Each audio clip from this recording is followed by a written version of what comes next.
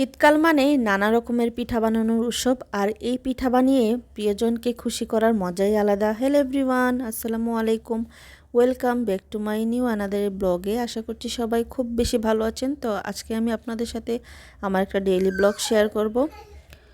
তো এই তো ঘুম থেকে উঠে ফার্স্ট টাইম আজকে হচ্ছে রান্না করে নিব। আর রান্না করার জন্য দেখলাম যে আমার কোনো মশলা হচ্ছে ব্লেন্ড করা নেই, তো এখানে হচ্ছে শিলপাটায় বেটে নিলাম গরম মশলা। আর আজকে হচ্ছে খাসির মাথা রান্না করব। তো এখানে হচ্ছে সব প্রসেসিং করে রেখেছি, জাস্ট এখন রান্নাটা বসাবো। তো এই তো এখানে আমি হচ্ছে মাথাটা রান্না করার জন্য আগে হচ্ছে আমি পেঁয়াজগুলি ব্রাউন কালার করে, হালকা ব্রাউন কালার করে ভেজে নিব।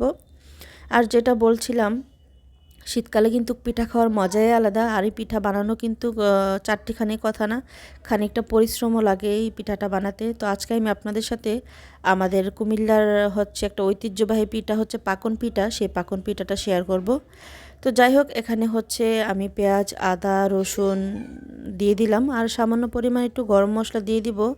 তো গরম মশলা দিয়ে এখন দিয়ে দিলাম আস্ত মশলাগুলি, মানে আস্ত গরম মশলাগুলি দিয়ে হচ্ছে এখন একটু কষিয়ে নিব। আর এখানে দিয়ে দিব হলুদ, মরিচ।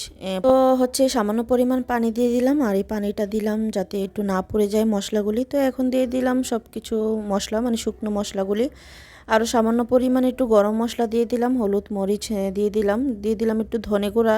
আর হচ্ছে এখন দিয়ে ভালোভাবে একটু কষিয়ে নিব, কষিয়ে দেন হচ্ছে মাথাটা দিয়ে দিব। তো আজকে হচ্ছে এইটাই রান্না করব, রাতে আবার রান্না করব, যেহেতু এটা মাথা, খুব একটা মাংস থাকে না। আমার হাজব্যান্ড খুব পছন্দ করে, ও থাকতে হচ্ছে রান্নাটা করেছিলাম, বাট শেয়ার করতেছি এখন আপনাদের সাথে। তো যাই হোক, এখানে হচ্ছে আমার মা এটা কষুক, তো কষানোর জন্য দিয়ে দিলাম। আর এখানে হচ্ছে আমি ওই চুলায় পাকন পিঠা বানাবো, আর এই তো হচ্ছে পাশের চুলায় বসিয়ে দিলাম হচ্ছে তরকারিটা। তো এখানে হচ্ছে আমি বোটের ডাল ভিজিয়ে রেখেছিলাম, বোটের ডাল যখন ফুলে গিয়েছে তখন হচ্ছে বোটের ডালটা সিদ্ধ দিয়েছি। আর সিদ্ধ হওয়ার পর একদম যখন ম্যাশ হয়ে গিয়েছে তখন হচ্ছে আমি পরিমাণ মতো একটু পানি দিয়ে ডালঘুটনি দিয়ে ঘুটে হচ্ছে চালের গুঁড়ো দিয়ে দিলাম। আর এখানে চালের গুঁড়োটা হচ্ছে আমি ভিজাই দিয়েছি, আর সাথে কিন্তু একটা পটেটো দিয়েছি, মানে আলু দিয়েছি। আলুটা দিলেই খুব ক্রিস্পি হয়, টেস্টটা খুব ভালো আসে। তো এখানে দিয়ে দিলাম 2টা ডিম, হচ্ছে স্ক্রিপ হয়ে গেছে, এখানে 2টা ডিম দিয়ে দিলাম। আর এই পাকন পিঠাটা কিন্তু ডিম না দিলে ভালো লাগে না। অনেকেই দেখছি শুধু চালের গুঁড়ি দিয়ে বানানো হয়, শুধু চালের গুঁড়ি লবণ দিয়ে বানানো হয়। ওই পিঠাটা আমার কাছে খেতে কেন জানি ভালো লাগে না। আর এই পিঠাটা খুব ক্রিস্পি হয়, ভিতরে সফট থাকে।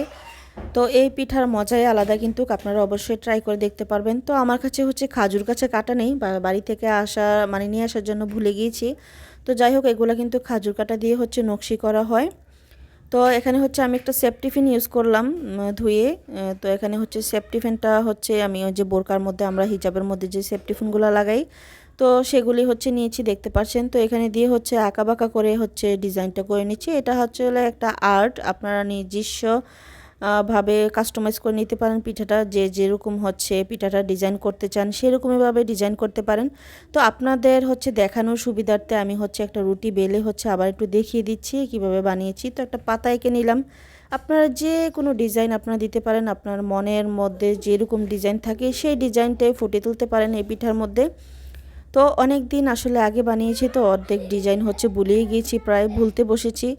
আসলে একটা সময় এই পিঠা এত এত পরিমাণ বানাতাম, তো আমার হাজবেন্ড কিন্তু খুব পছন্দ করে এই পিঠাটা। তো আমাকে বলতেছে তুমি আগের মতো আর পিঠা বানাও না। বলার সাথে সাথে আমার মনে পড়লো যে আসলে তো আমি আগের মতো আর পিঠা বানাই না। তো যাই হোক, পিঠা বানাতে লেগে গেলাম।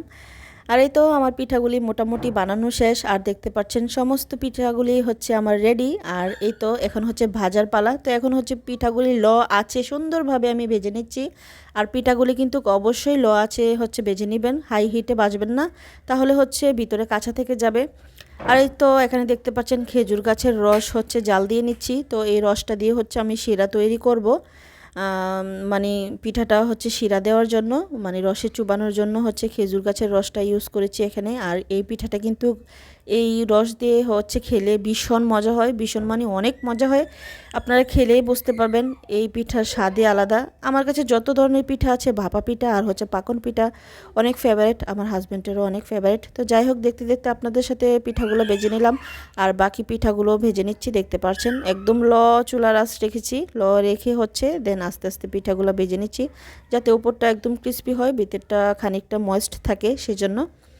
তো যাই হোক, আমার পিঠাগুলো এখান দিয়ে ভাজা শেষ।